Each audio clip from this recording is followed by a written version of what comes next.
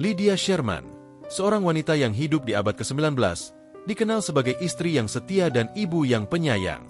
Tapi, siapa sangka di balik kehidupannya yang tampak biasa, tersimpan kisah yang mengguncang dunia? Apa yang sebenarnya terjadi di dalam rumahnya? Bagaimana ia bisa lolos dari kecurigaan selama bertahun-tahun? Hari ini kita akan menyimak kisah nyata yang penuh tanda tanya dan menggugah rasa penasaran. Tentang seorang wanita yang dikenal tenang, tapi jejak hidupnya menyimpan cerita yang menggemparkan. Inilah kisah Lydia Sherman, sosok yang dijuluki The Derby Poisoner. Sebelum kita mulai, jangan lupa untuk like, komen, dan subscribe ya. Selamat menonton, dan semoga kisah ini bisa menjadi pelajaran untuk kita semua. Angin musim gugur bertiup pelan di sepanjang jalanan kecil Derby, Connecticut, membawa guguran daun-daun coklat yang menari di atas batuan licin. Di sudut jalan, berdiri sebuah rumah kayu sederhana, tak mencolok namun terasa berbeda. Jendela depannya selalu tertutup tirai, dan suara dari dalam nyaris tak pernah terdengar. Namun siapapun yang pernah lewat di depannya akan merasakan hawa dingin yang tak bisa dijelaskan.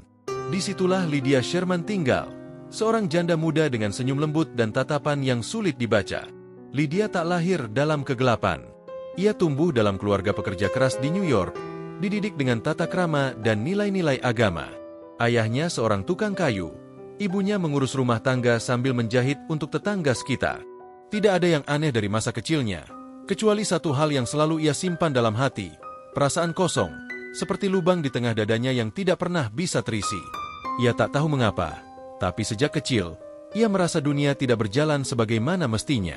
Ketika Lydia menginjak usia 22 tahun, ia menikah dengan Edward Stroop, seorang polisi dengan reputasi baik. Mereka tinggal di Derby, membangun rumah kecil dan mencoba hidup sederhana. Dalam pandangan orang luar, rumah tangga mereka terlihat damai. Edward adalah pria yang bertanggung jawab, dan Lydia adalah istri yang setia. Namun di balik pintu rumah mereka, kehidupan tak seindah yang tampak. Edward mulai menunjukkan gejala yang mengganggu. Lemas, kehilangan nafsu makan, dan seringkali mengeluh pusing yang tak kunjung reda. Ia tidak tahu bahwa sesuatu perlahan-lahan melemahkan tubuhnya, hari demi hari. Lydia merawat suaminya dengan penuh perhatian. Setiap malam ia menyiapkan sup hangat, menyeka keringat di dahinya, dan membacakan doa sebelum tidur. Semua orang memuji kesetiaannya. Tapi hanya Lydia yang tahu, ada sesuatu dalam sup itu. Sebuah zat yang tidak berbau, tidak berasa, dan tidak akan menimbulkan kecurigaan apapun. Beberapa minggu kemudian, Edward Stroop mengembuskan napas terakhir di ranjangnya. Dokter yang memeriksanya menyatakan kematian karena demam berdarah yang memburuk. Tak ada yang meragukan, tak ada yang bertanya lebih jauh. Lydia menangis di pemakaman, menerima pelukan dari para tetangga, dan kembali ke rumah yang kini sunyi. Namun bagi Lydia, ini bukan akhir. Justru ini adalah awal dari sesuatu yang baru. Untuk pertama kalinya dalam hidupnya, ia merasakan kendali penuh. Dan sensasi itu, entah mengapa, membuat kekosongan dalam dirinya terasa sedikit lebih terisi. Beberapa bulan setelah kematian Edward, Lydia mulai aktif kembali di lingkungan gereja. Ia hadir dalam kegiatan amal, menyumbangkan makanan untuk anak-anak yatim, dan menunjukkan perhatian yang luar biasa terhadap mereka yang kehilangan. Namun di antara senyum dan kata-kata lembutnya, tak ada yang tahu bahwa Lydia tengah mengamati, menimbang, dan memilih. Sebab di balik wajahnya yang tenang, pikirannya terus berputar. Ia tahu, jika ingin bertahan di dunia yang tak memberinya apapun, maka ia harus mengambilnya sendiri. Dengan caranya sendiri. Menjelang akhir tahun, seorang pria parubaya mulai sering terlihat mengantar Lydia pulang dari gereja. Namanya Dennis Hurlburt. Ia duda tanpa anak yang memiliki kebun kecil di pinggiran kota.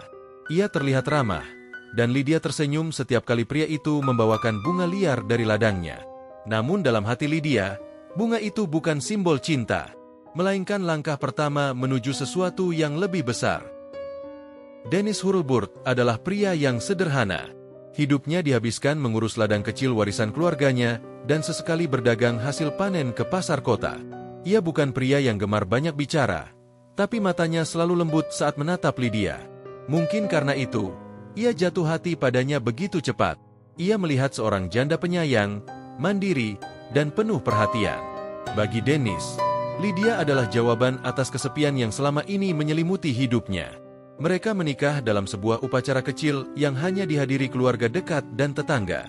Tak ada pesta meriah, hanya doa yang dilantunkan pelan di ruang tamu rumah kecil milik Dennis.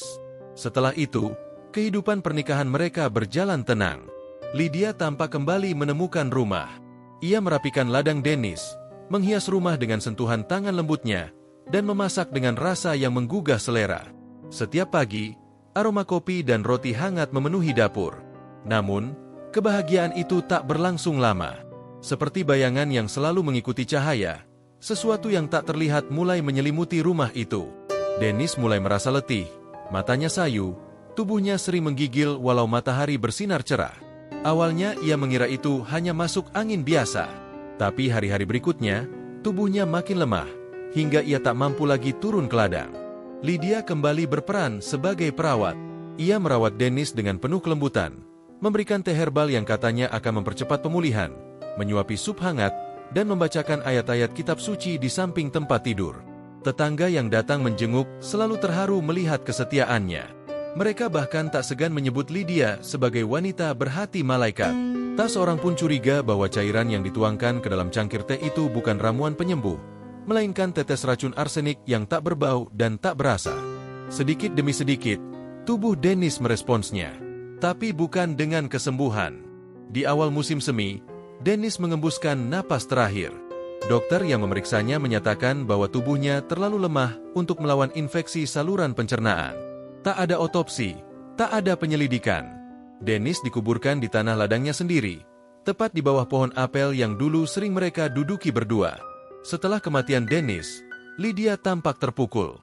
Ia duduk lama di samping makam suaminya, menunduk diam, seolah tengah meratap. Namun saat malam datang dan angin meniupkan dedaunan dari pohon apel ke atas nisan yang baru, wajah Lydia tak menunjukkan kesedihan. Tatapannya kosong, dingin. Namun ada secercah kilau di matanya. Seolah ia menemukan kembali kendali yang sempat hilang. Beberapa bulan kemudian, rumah Dennis dijual. Ladangnya dilelang. Dengan uang dari penjualan itu, Lydia pindah ke kota kecil di utara bernama New Brunswick. Ia membawa serta kenangan, dan sebuah koper tua berisi pakaian, buku doa, dan beberapa botol kecil tanpa label. Di kota barunya, Lydia memperkenalkan diri sebagai janda yang kehilangan dua suami karena penyakit. Warga kota menyambutnya dengan hangat. Tak lama kemudian, ia bekerja sebagai pengurus rumah tangga di rumah seorang duda bernama Horatio Sherman, seorang pensiunan guru yang tinggal bersama 3 anaknya yang masih kecil. Lydia bekerja dengan tekun. Ia memasak, membersihkan, dan merawat anak-anak Horatio dengan penuh kasih. Pria itu pun tak butuh waktu lama untuk menyadari bahwa rumahnya kembali terasa hidup. Anak-anaknya menyukai Lydia, dan Horatio mulai merasakan ketenangan setiap kali mendengar langkah kaki wanita itu menyusuri lorong rumah. Suatu malam di musim dingin, saat salju turun lebat dan api perapian menyala lembut, Horatio memberanikan diri melamar Lydia. Ia tak ingin lagi merasa kesepian.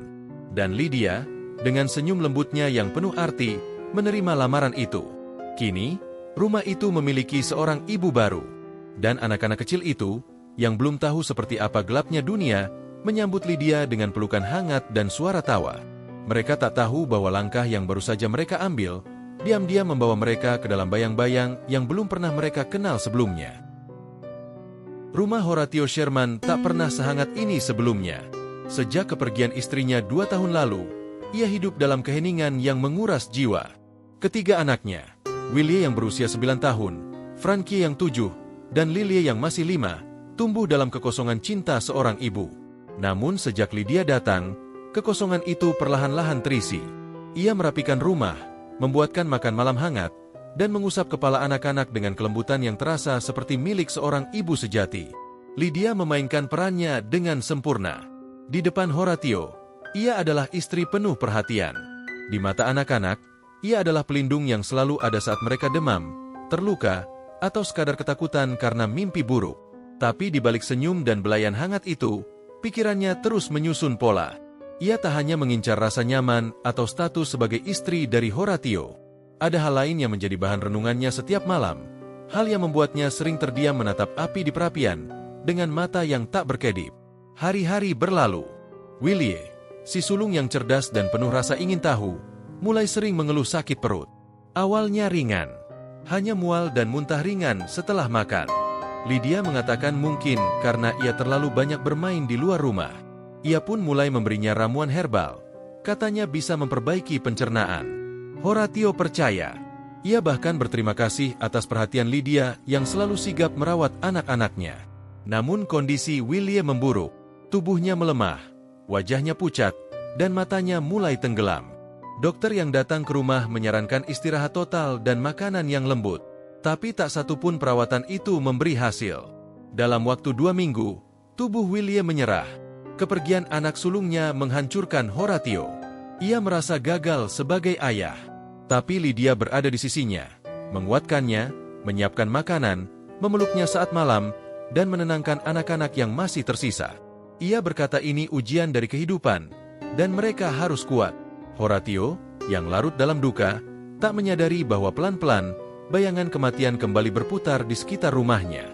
Frankie, si anak tengah yang ceria, mulai menunjukkan gejala yang sama. Mual, demam, lalu tubuh yang melemah dari hari ke hari. Lydia kembali merawatnya dengan telaten, dan Horatio merasa sedikit tenang. Tapi hanya beberapa minggu setelah kepergian Willie, Frankie pun menyusul ke liang lahat yang sama. Dokter menduga infeksi saluran pencernaan yang menular. Ia menyarankan perhatian ekstra untuk anak bungsu, Lilie, dan menyarankan agar rumah dibersihkan menyeluruh. Lydia menyanggupi. Ia mencuci setiap sudut rumah, menyemprotkan ramuan pembersih alami yang ia buat sendiri, dan menjaga Lilie dengan lebih ketat. Namun Lilie pun jatuh sakit. Horatio mulai gelisah. Ia merasa ada sesuatu yang tidak wajar. Tapi setiap kali ia menatap mata istrinya, ia hanya melihat kelelahan dan kepedihan yang sama seperti yang ia rasakan. Lydia tampak seperti wanita yang kehilangan 3 anak, bukan seorang ibu tiri yang bertanggung jawab atas kepergian mereka. Beberapa minggu kemudian, tubuh kecil Lilie tak lagi bernapas.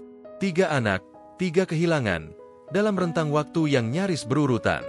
Lingkungan sekitar mulai berbisik, namun Horatio menepis semuanya. Ia yakin ini adalah malapetaka, bukan kelalaian atau, apalagi, sesuatu yang disengaja. Lydia tetap di rumah itu. Ia membersihkan kamar-kamar kosong, menyimpan mainan anak-anak ke dalam kotak kayu, dan sesekali menatap ranjang-ranjang kecil itu dengan ekspresi kosong. Namun saat malam tiba dan seluruh rumah tenggelam dalam kesunyian, Lydia membuka laci rahasianya. Di dalamnya ada catatan kecil, tulisan tangan rapi berisi tanggal, nama, dan catatan pendek tentang gejala yang mereka alami sebelum ajal menjemput. Bukan tangisan yang terdengar dari kamar Lydia malam itu. Bukan juga doa, tapi desahan napas panjang, seperti seseorang yang baru saja menyelesaikan sesuatu yang penting. Dan di luar jendela, salju turun perlahan, menutupi tanah pemakaman kecil di belakang gereja, tempat 3 nisan kecil baru saja didirikan. Musim semi datang perlahan di kota New Brunswick. Pepohonan yang sebelumnya gundul mulai menumbuhkan tunas baru, dan burung-burung kembali bersenandung di antara ranting. Namun kehangatan itu tak mampu menembus dinginnya rumah keluarga Sherman. Setelah kepergian ketiga anaknya, suasana rumah berubah menjadi kelam dan sunyi. Hanya ada suara jam dinding yang berdetak lambat dan langkah kaki Lydia yang menyusuri lorong setiap pagi dengan irama yang teratur, seolah tak ada yang berubah. Horatio mulai menarik diri dari dunia luar. Ia tidak lagi pergi ke taman kota seperti dulu, tidak lagi berinteraksi dengan tetangga, dan nyaris tak pernah meninggalkan rumah. Kesedihan membuat tubuhnya kurus dan pandangannya kosong. Lydia, yang selalu ada di sisinya, menjadi satu-satunya sosok yang membuatnya merasa tidak sepenuhnya sendiri. Ia memasakkan makanan favorit Horatio, menyeduhkan teh, dan sesekali membacakan surat-surat lama dari teman-teman lamanya. Semua itu tampak seperti pengabdian tulus seorang istri. Namun, ada sesuatu yang berubah dalam diri Horatio. Dalam keheningan yang panjang, pikirannya mulai membuka kembali kejadian-kejadian yang selama ini ia abaikan. Kematian 3 anaknya dalam waktu berdekatan, gejala sakit yang serupa, dan pola yang terasa berulang. Ia mulai merasa ada sesuatu yang tidak wajar. Tapi setiap kali ia mencoba mengungkapkan kecurigaannya, Lydia akan memeluknya dan berkata bahwa duka bisa membuat pikiran menjadi keruh. Kata-kata yang menenangkan, tapi ada ketegasan samar dalam nada suaranya, seolah ia tidak ingin pertanyaan itu berkembang lebih jauh. Beberapa hari kemudian, Horatio jatuh sakit. Awalnya hanya batuk ringan dan demam biasa. Lydia mengatakan bahwa tubuhnya lelah karena terlalu banyak pikiran. Ia mulai menyajikan makanan khusus, minuman herbal, dan sesekali obat tradisional yang ia racik sendiri. Namun kondisi Horatio tak membaik. Justru semakin hari, tubuhnya terasa lebih lemas, pikirannya mulai kabur, dan ia seringkali terbangun di malam hari dengan perasaan pusing yang luar biasa. Pada suatu malam yang dingin, Horatio mencoba bangkit dari tempat tidurnya. Ia berjalan tertatih ke ruang tamu, mengambil jaket, dan keluar dari rumah untuk mencari bantuan. Ia bertekad menemui dokter, atau siapa saja yang bisa membantunya memahami apa yang sebenarnya terjadi. Tapi langkahnya tak sampai jauh. Di ujung jalan, tubuhnya limbung dan jatuh ke tanah. Seorang tetangga yang kebetulan melintas segera memanggil bantuan. Horatio dilarikan ke rumah sakit. Di sanalah semuanya berubah. Pemeriksaan medis yang lebih lengkap dilakukan. Dan ketika dokter menemukan jejak arsenik dalam darahnya, peringatan segera dikeluarkan. Polisi dipanggil, dan untuk pertama kalinya, kisah kehidupan Lydia Sherman mulai terkuak perlahan. Penyelidikan dibuka. Rumah yang selama ini terlihat damai mulai diperiksa. Di dapur, ditemukan botol-botol kecil tanpa label, bercampur dengan bumbu dan obat-obatan tradisional. Di laci pribadi Lydia, ditemukan catatan-catatan lama, daftar nama, tanggal kematian, gejala, dan catatan pendek tentang dosis. Semua itu menjadi bagian dari puzzle yang akhirnya membentuk gambaran besar.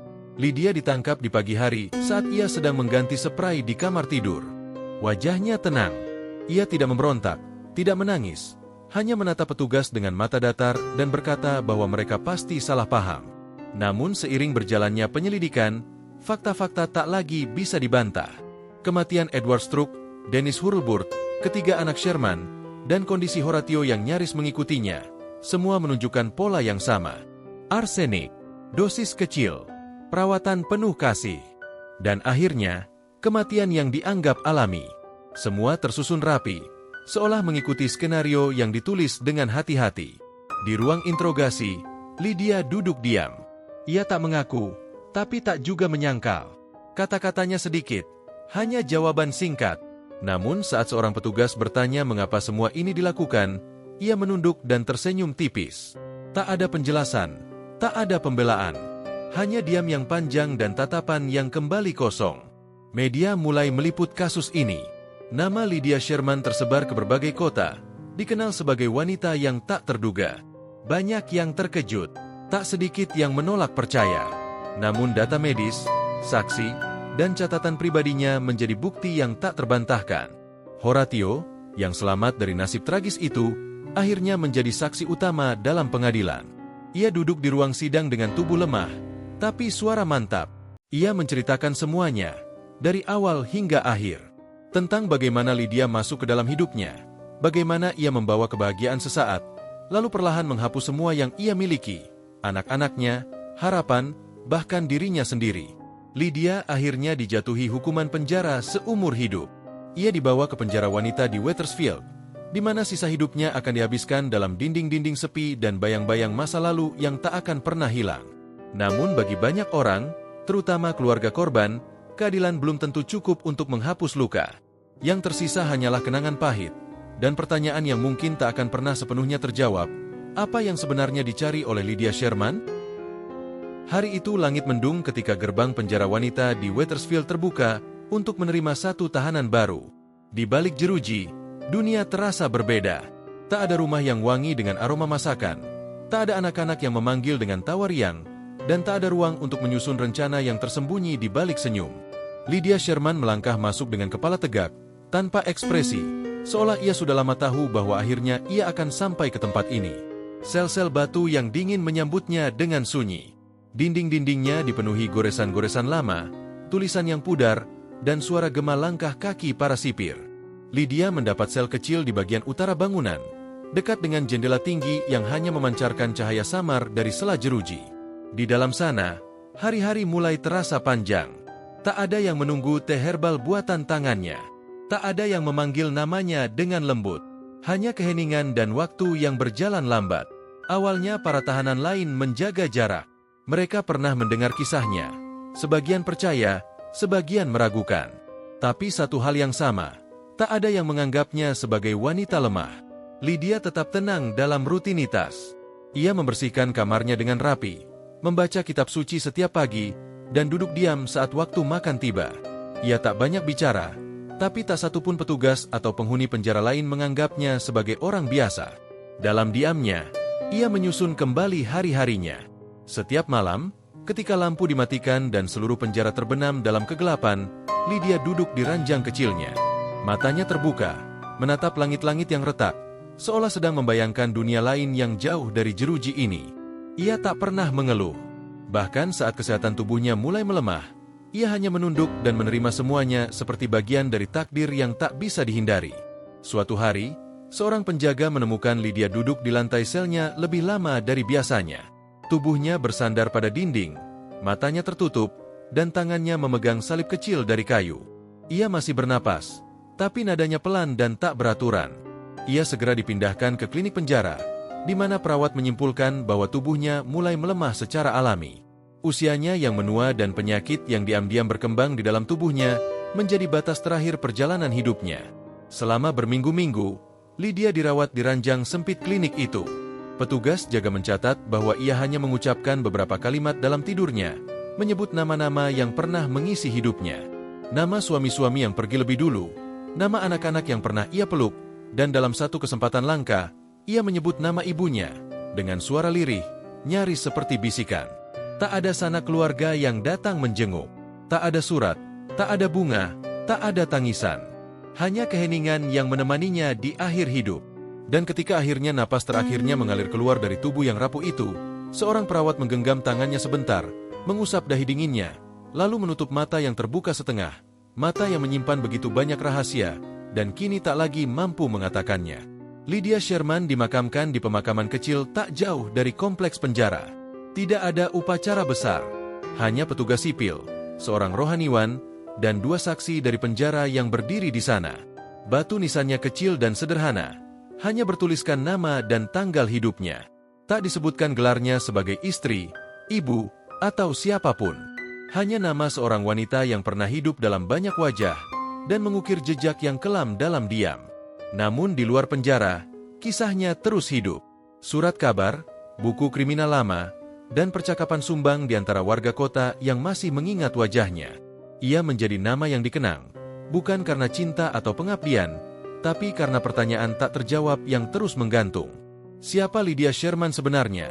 Dan apa yang membuatnya menjalani hidup yang berliku itu dengan ketenangan luar biasa? Meski tubuhnya telah tiada, bayangan dari langkah-langkah yang ia ambil tetap tinggal di lorong waktu, membisiki masa lalu, dan menjadi pelajaran yang tak terucapkan, tentang betapa sulitnya mengenali hati seseorang, bahkan ketika mereka tersenyum di hadapan kita setiap hari. Setelah kepergian Lydia Sherman dari dunia ini, tidak serta-merta kisahnya berhenti. Justru dari situlah gelombang dampak mulai terasa di berbagai lapisan masyarakat, terutama di negara bagian Connecticut dan New Jersey, tempat sebagian besar kehidupannya berlangsung. Kasus yang semula dianggap sebagai serangkaian musibah biasa akhirnya menjadi bahan refleksi besar bagi aparat hukum, lembaga sosial, dan masyarakat luas. Dalam waktu singkat, catatan kematian yang sebelumnya ditutup tanpa penyelidikan ulang mulai ditelaah kembali. Kasus Lydia membuka mata pihak berwenang tentang pentingnya autopsi yang lebih menyeluruh, terutama ketika kematian terjadi secara beruntun dalam satu keluarga dengan gejala yang serupa. Peraturan tentang pencatatan kematian diperketat, dan peran tenaga medis pun ditingkatkan dalam proses verifikasi penyebab kematian. Lembaga hukum dan sosial juga mulai memperhatikan celah yang selama ini dianggap remeh. Bagaimana seorang wanita bisa berpindah dari satu rumah ke rumah lainnya, menikah kembali tanpa banyak pertanyaan, dan membesarkan anak tanpa pengawasan atau perhatian dari pihak luar. Kesadaran mulai tumbuh bahwa kehidupan rumah tangga, sekalipun terlihat tenang, tetap perlu ruang perlindungan, terutama untuk anak-anak dan anggota keluarga yang rentan. Kisah Lydia Sherman juga menjadi inspirasi bagi para penulis kriminal, psikolog, hingga akademisi yang mempelajari bagaimana trauma masa lalu, kehilangan, dan beban mental bisa membentuk seseorang menjadi pribadi yang tak terduga. Ia menjadi studi kasus yang sering dibahas dalam buku-buku hukum dan psikologi kriminal, sebagai contoh nyata bahwa kejahatan bisa lahir bukan dari kebencian semata, melainkan juga dari luka yang dibiarkan tumbuh tanpa arah. Namun dari segala kegelapan yang ditinggalkan oleh kisah ini, ada cahaya kecil berupa kesadaran baru yang muncul di tengah masyarakat. Warga mulai lebih peduli terhadap tetangga mereka. Lembaga sosial dan keagamaan semakin aktif memberikan ruang diskusi dan pendampingan bagi keluarga yang mengalami kehilangan atau kekerasan rumah tangga. Sekolah dan komunitas mulai menciptakan sistem pelaporan yang lebih aman dan rahasia bagi anak-anak yang merasa tidak nyaman di rumah mereka. Kisah Lydia Sherman adalah potret tentang bahaya tersembunyi yang bisa tumbuh di balik wajah tenang dan tutur lembut.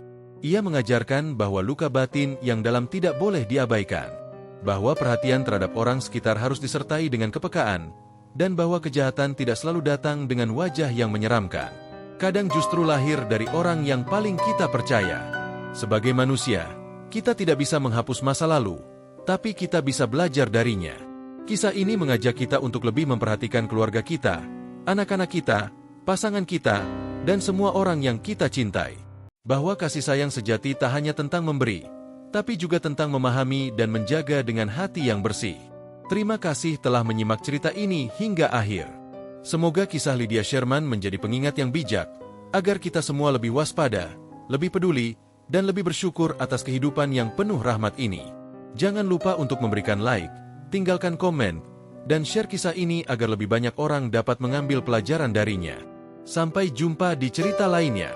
Semoga teman-teman selalu sehat, bahagia, dan berada dalam lindungan Tuhan.